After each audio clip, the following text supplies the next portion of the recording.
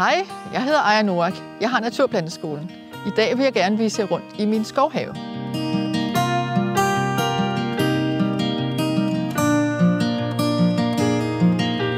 Kort fortalt, en skovhave, det handler om, at man dyrker sine planter i flere lag. Fra de små bitte bunddækkeplanter op til busketræer og høje træer. Man får planterne sat sammen, designet, så de fungerer godt, både i starten, når de er små, og på længere sigt, når de bliver store. For eksempel trækroner bliver jo kæmpe store. Og så skal man kende sin jord. Man skal vide, om man har sandjord, eller lerjord, eller en anden jordtype. Man skal vide, om der er læ, og ellers skal man starte med at skabe læ. Og man skal vide, hvor meget lys og skygge der er på ens grund, inden man starter ud. Så her står vi med tegningen af det, der er den nuværende skovhave. Det er cirka en tredjedel af grunden i længden. Vi står her ved Regnvandssøen, og der har vi også pavillonen. Og de to ting vil jeg gerne vise frem. Og så vil jeg gå op igennem midten af haven her og vise grøften med bede. Det hedder en swale. Og eller mere vandopsamling her. Natursøen. Vi har så lavet en spiral her med frugttræer. Vi har en pilelabyrint, vi har højbede, og vi har et kålslot. Og der er måske et par ting mere, vi kommer til at se på dagens gennemgang. Og her står vi ved Regnvandssøen, som er gravet ud som et stort hul. Vi har håndgravet det. Vi har lavet hygelbede som kanter af den jord, der kom fra. Og vi bruger den til at opsamle vand, som kommer fra gårdspladsen, når det virkelig styrtregner. Og det er dejligt at have sådan et depot til sit vand, så det ikke bare strømmer væk, ikke strømmer ud i haven, men er oplagring. Og man kan se i hygelbedene her rundt om kanten, at det er så sindssygt frodigt, som hygel nu kan gøre. Så planterne er jo nærmest dobbelt så store, som de vil være i en anden have. Og hvis vi vender ryggen til, så har vi pavillonen. Den er fyldt med 3 forskellige slags kiwi. Der er æbler, søjleræbler. Der er en flereårig grøntsag, japansk asters, som bunddække til æbletræet. Så er der de lækreste hindbær og rips. Og herinde der skal jeg vise jer de her forskellige slags kiwi. Den her pavillon er lavet af træstammer fra vores skov. Og den er 6-7 år gammel nu. Og det er kiwi. På hver sin stolpe er der en forskellig kiwisort. En hanplante, og så er der 3 hundsorter. Så er der den tropiske kiwi, og så er der den arktiske kiwi. Så vi har 3 slags, så den, der er mest af, det er mini-kiwi. Og der er frugterne ved at være modne. Om en måneds tid i september kan vi høste af dem, og så er der faktisk modne frugter, indtil frosten kommer. Og de giver sindssygt mange super lækre, søde bær.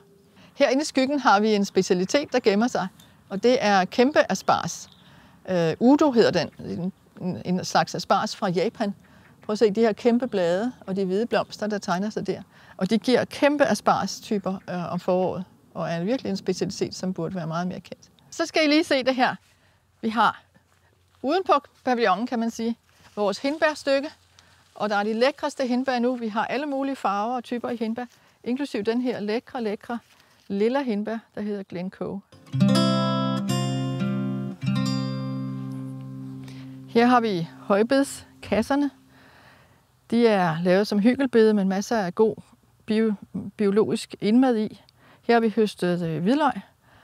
Og i den næste kasse derovre, der er sibirisk ærtetræ i, som er kvælstoffikserende og har spiselige blomster og frø. Og der er nogle dejlige havemælder, som vi spiser af som salater. Der står også kardun, som har spiselige bladstilke. Den høje blå, der minder om artiskok. Og hernede har vi så flereårig kål.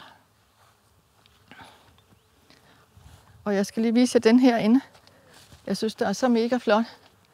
Den her flereårige kål, der er en 6-7 år gammel nu.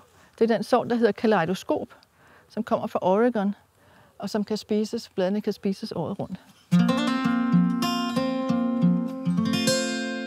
Her står vi ved vores aspargesbed. Og vi har jo fed lerjord her på Vestegnen, så asparges det er ikke lige det mest logiske at begynde at plante. Men vi har lavet et bed, der er meget mere sandet. Og vi har lavet et hygelbed, så aspargesrødderne kan komme dybt ned. Så det er gravet ned her, og så fyldt op igen, som man gør med hygelbed, med mange lag af organisk materiale. Og så har vi plantet aspargeserne her, som bliver sindssygt store og flotte meget hurtigt. Og det sammen med strandkål, og det er sammen med strandbede, som også hører til strandens planter.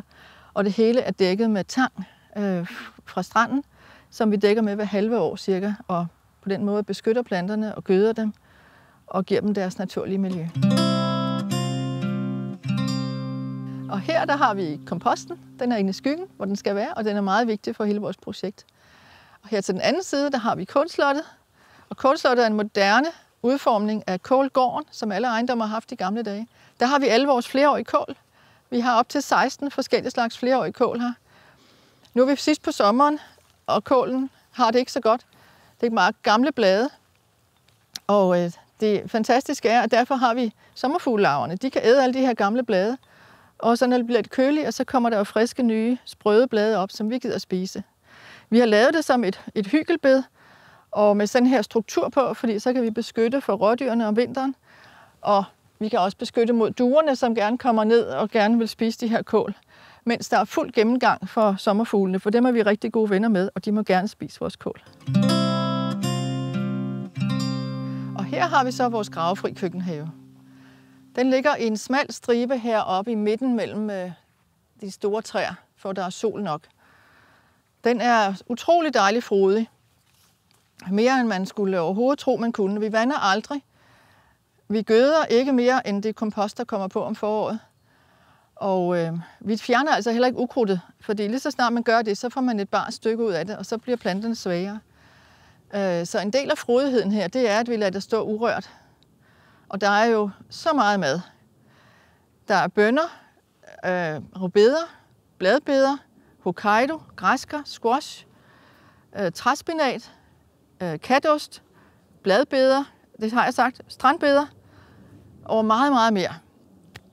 Og der er jeg nemlig så heldig, at den her have, den ligger lidt lavt. Vi har vand, der skyller ind om vinteren, som gør, at det samtidig oversvømmer. Men det gør faktisk, at der er så meget vand i jorden her, at den holder sig uvandet og skønt grøn hele sommeren, så vi har utroligt stort udbytte. Kom lige med den her vej. Vi skal lige se noget helt specielt. Det er vores præmiegræskar. Sådan en stor blå hoppert. Den er simpelthen så gigantisk i år. Og de lever jo i ren hestemøg med mødringen over fra naboens hestefarm. Se lige, hvor stort det er. Og derovre der er nogle store lysetyper, lysegrønne typer også. Det er så spændende, det her. Og squashene derovre, de er kæmpe. De er massive i år. Og her har vi vores nyplantede pistacietræ. De er fint hårdføre i Danmark, sådan nogle pistacietræer, og det skyldes jo, at vi får det mildere og mildere. Så det er det første skridt på vejen til en japansk spiselig have, som er en stor drøm, jeg har. Vi har også pebertræet, Sichuan-pebertræet, som står her sammen med, og i det hele taget en plan for hele det her område. Og så vil vi lave et kæmpe spiselig japansk have heroppe, hvor der faktisk i alt det her ukrudtsmoras er der et hygelbed, der gemmer sig indenunder. Og det vil sige, at det bliver en meget flot højere bed, vi får, når vi planter det til med træer og buske. Og et hygelbed, det har vi lavet over flere år nu her på stedet, og nu er det bare vildt voksne. Men det består af træstammer og grene og haveaffald og kompost og hestemøg og gamle græsbaner. Alt, hvad man har af haveaffald, økologisk og biologisk affald. Og så lægger vi så jord på toppen, når vi skal plante i det. Og det behøver ikke at være noget, man gør på en weekend. Det kan være en langvarig proces. Og når vi når til det, så laver vi det flotteste spiselige japanske have her. Ja, og her har vi natursøen.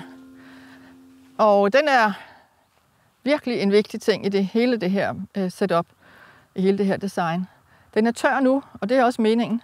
Men om vinteren der er den fuld af vand. Og det gør, at haven ikke bliver så våd om vinteren.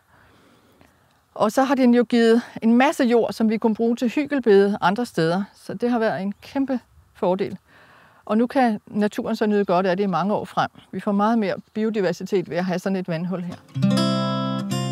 Og nu går vi ind i frugtlunden, som også er en spiral. Den er designet som en spiral. Den er midlertidigt gjort færdigt her med ukrudtsmåtte, som jo er super grimt, men super praktisk. Det er meget holdbar plastik. som er vandgennemtrængelig, og det afgiver ikke noget. Så jeg er glad for det som hjælpemiddel, indtil vi får lavet den rigtige gangsti her, som skal være i geobeton, som er noget meget bæredygtig måde at lave beton ud af, eller lave en sti ud af sin egen ler, og så med en lille bitte smule cement i. Så det er vi på vej til at gøre. Spiralen består af frugttræer og bærbuske af mange forskellige slags, samt de her fine løgplanter, som er porreplanter, flereårige porre, der er porre om vinteren. Og de planter, der så står tilbage, de laver de fineste blomster her om sommeren. Så heroppe går jeg op og høster porre om vinteren, uden at få arbejdet. For jeg skærer dem bare i overfladen, og det vil sige, at planterne kommer igen og igen og igen mange år frem. Spiralformen, hvor kommer det fra? I permakultur bruger man tit krydderurtespiraler, det vil sige små bitte spiralformer. Men jeg havde lyst til at skalere det lidt mere op og få det her som min frugtlund. Og det kom så en gang for mange år siden efterhånden, hvor jeg var i udlandet og var meget jetlagt, og var så heldig at blive inviteret ind i sådan en spiral i en have, og skulle gå langsomt ind og langsomt ud. Og så sagde de, så kan det være, at du får det bedre. Og det fik jeg. Min jetlag var væk, da jeg kom ud igennem spiralen. Og sådan har jeg også oplevet det her. Når jeg er lidt frustreret eller ked af det, eller på en eller anden måde, så grounder det mig at gå min spiraltur rundt. Så finder jeg tilbage og får ro på, og så kan jeg gå tilbage og gøre mine ting. Så jeg er meget, meget glad for min spiral på flere måder. Samtidig så samler det også, at jeg har alle mine frugttræer her på et lille areal. Rigtig mange træer og buske. Så det er egentlig også et design, man godt kan bruge i mindre haver end mit store projekt her på 10.000 kvadratmeter. Og inden vi forlader spiralen, så vil jeg lige fortælle om en anden af mine favoritgrøntsager, nemlig træspinaten.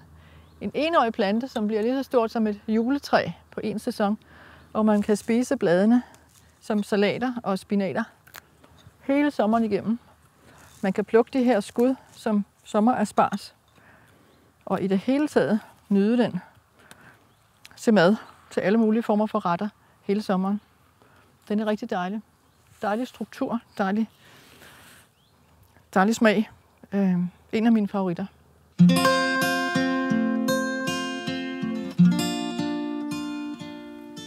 Og en gang imellem er det jo dejligt med en pause. Og nu sidder jeg lige og kigger ned i søen, som er afslutningen på det næste, jeg gerne vil vise. Og det er vores grøft, eller på permakultursprog, vores swale, som er herovre.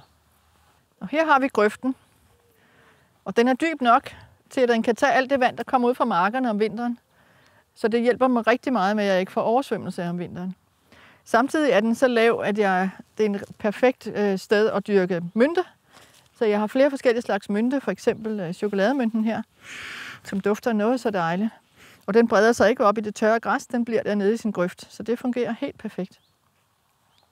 Og så er det en lang, smal grøft, der går sådan en buet vej rundt om her. Og samtidig med, at det er en grøft, så er det også et hygelbed. Det her er lagt med ukrudtsdu, og så har vi plantet bærmispel og roser ind imellem, så vi får et læhegn, skabt et nyt læhegn her.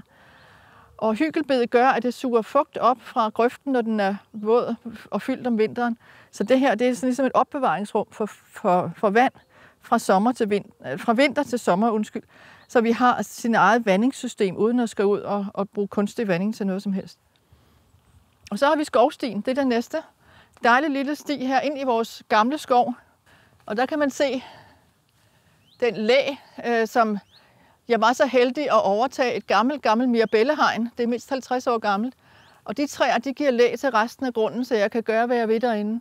Har man en åben mark, når man starter sin skovhave, skal man jo skabe læbælte først.